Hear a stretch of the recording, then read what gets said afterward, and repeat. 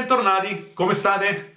Allora oggi una ricetta molto veloce, visto che la volta scorsa avevo comprato degli asparagi e un po' me ne sono avanzati, oggi ci faccio una bellissima frittata, solo che la arricchirò con un pochino di speck e di formaggio. E quindi vediamo ingredienti e ricetta, e noi ci vediamo al prossimo video. Per chi invece non si è ancora iscritto, consiglio di iscriversi al canale e cliccando la campanella lì sotto rimarrà aggiornato per tutti i miei prossimi video.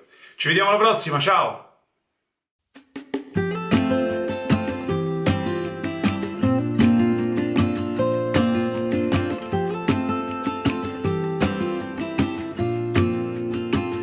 Tagliate la parte terminale degli asparagi, che è quella più legnosa.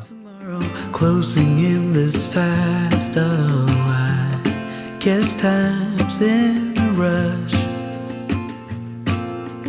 Leaves are falling down, but at least... Salate l'acqua e immergete gli asparagi legati con uno spago o un elastico. Lasciando fuori le punte, si cuoceranno con il vapore perché più delicate. Now I know what it means to grow old. Yeah, now I know. Una volta cotti, tritate i gambi lasciando intere le punte. It is just enough to get by. Yeah, it is just enough to get by. In una ciotola capiente rompete le 6 uova.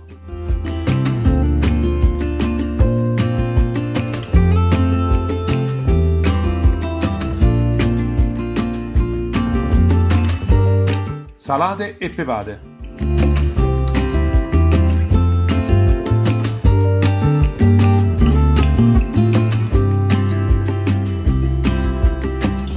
Sometimes I understand I'm making all the wrong connections Aggiungete il parmigiano e il pecorino.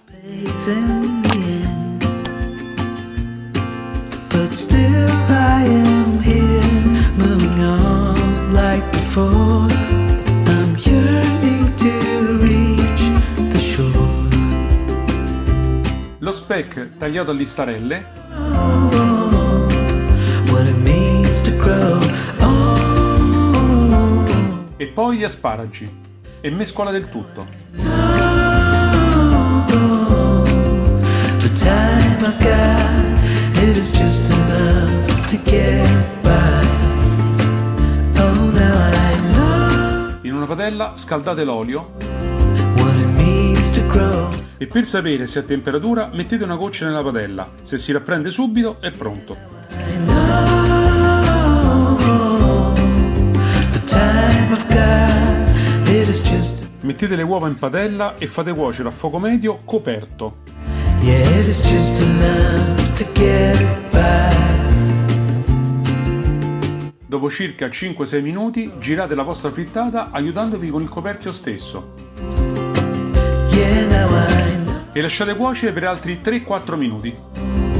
the time I've got, it is just enough to get by. Yeah, it is just enough to get by. Godetevi ora la vostra frittata con asparagi e speck. Buon appetito!